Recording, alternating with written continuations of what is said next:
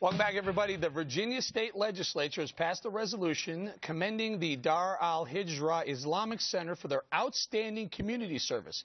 Dar Al-Hijrah is one of America's largest mosques. It also happens to be the preferred mosque of many terrorists over the years. Anwar al-Awlaki was their imam in 2001 and 2002. Major Nidal Hassan, who killed 14 at Fort Hood, worshipped there. 2 of the 19 9/11 hijackers were members of that Islamic Center, as well as a slew of terrorists currently being held at Gitmo and other U.S. prisons. So the Virginia State Legislature says they commemorate this mosque. Commemorate it for what? Outstanding ability to murder Americans? Now, Bob, the Democrat from Virginia proposes this. This is in his district. Did he just overlook the fact that this is a well-known terrorist-frequented mosque? But yet, whether he overlooked it, they had to go through the whole General Assembly, which means that the House of Delegates down there, everybody approved it, right? Yeah. So that means Republicans and Democrats. Now, I'm granted, probably somebody came on and said, I got this resolution, but thousands of those things happen every day. No one researched but it's amazing to me that somebody didn't raise their hand and say, wait a minute, is this the same place where so-and-so is from? I think it's absolutely crazy that they did it, and I think there's going to be a lot of explaining to do why somebody didn't object. KG, this is one of the biggest mosques in America. No, I don't know how this flies under the radar. Absolutely, and this is the mosque that many of the 9/11 hijackers attended or prayed at. So this is the last mosque, practically, in America that should be getting this kind of award or commendation. It is so sloppy and slap in the face to all the victims of 9/11. It really bothers me. We are paying these people's salary. Are they not paying attention? Are they not reading what's in front of them?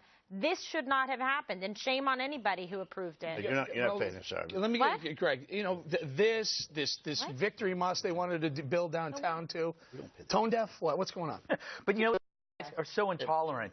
Why can't we all just get along? You guys are having a side conversation. I'm sorry. So what if they're Virginia delegates? They're paid for by the people in the state of Virginia. So ask for your money back. I thought you said we paid for it. That's all. Well, it's not really worth having this discussion. Go ahead, Greg. Let's eat chocolates instead. Good idea. No, this is funny. There are people in this mosque who say that they hate us, and we give them a trophy. It's just like the Oscars. It's proof that cowardice in the face of political correctness is exploited, and that is going to be the undo of our culture. I mean, there are people that go there that do not like our way of life, and what do? We're always giving the olive branch, and what do they do with the olive branch? They carve it into a knife. So do you think that they didn't investigate because that wouldn't have been politically correct to dig into? I don't know exactly what happened. I could imagine a scenario like Bob was saying, that they come on and they're like, we have 20 resolutions to vote on today. One of them's for Mother's Day, one of them's in honor of Easter, and then there's this mosque thing in Falls Church, and people just sort of raise their hand and say yes. You should try Jasper Day. Jasper Day would be huge. Yeah, it would be. And there should be resolutions in every state capital for America's dog.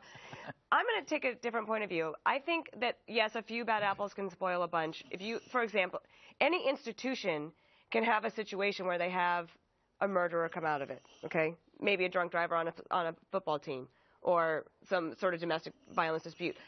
And the whole team is not tainted with that forever. And it could be that Lopez, who's the delegate, felt that they had done enough to try to rehabilitate themselves.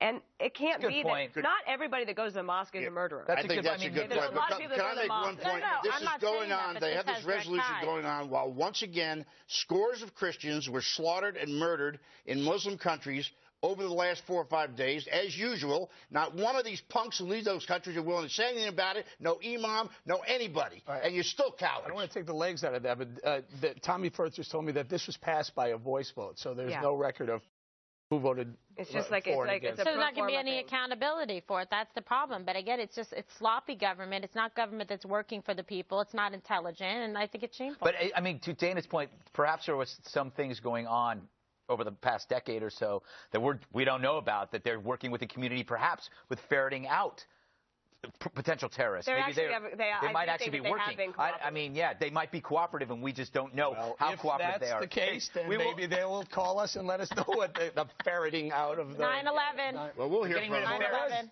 I'm going to hear from the Muslims again.